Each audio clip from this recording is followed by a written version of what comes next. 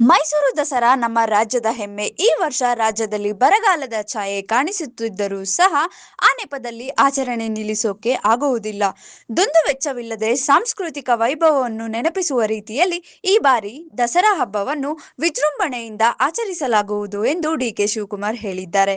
ವಿಧಾನಸೌಧದ ಸಮ್ಮೇಳನ ಸಭಾಂಗಣದಲ್ಲಿ ನಾಡಹಬ್ಬ ದಸರಾ 2020 ಆಚರಿಸುವ ಸಂಬಂಧದ ಉನ್ನತ ಮಟ್ಟದ ಪೂರ್ವಭಾವಿ ಸಭೆ ನಡೆಸಿ ಬಳಿಕ ಮಾಧ್ಯಮದೊಂದಿಗೆ ಮಾತನಾಡಿದ ಅವರು, ನಾಡಹಬ್ಬ ದಸರಾ ಆಚರಣೆಗೆ ಸರ್ಕಾರ ಸಿದ್ಧತೆ ಆರಂಭಿಸಿದೆ.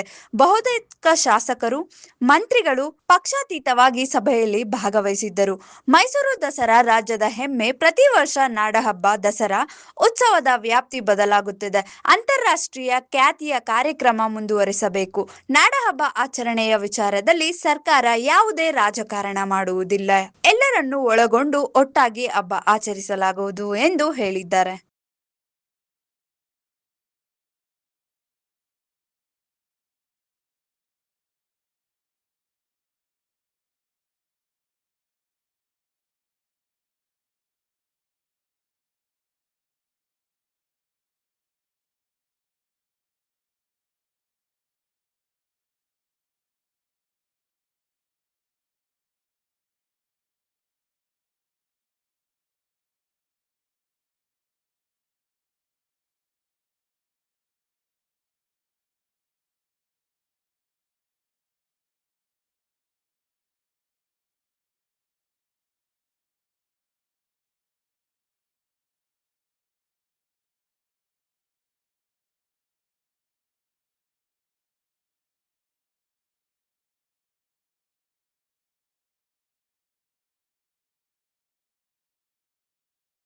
ಮೆಂಡು ನ್ಯೂಸ್ ನೆಟ್ವರ್ಕ್, ಸತ್ಯದ ಕನ್ನಡಿ.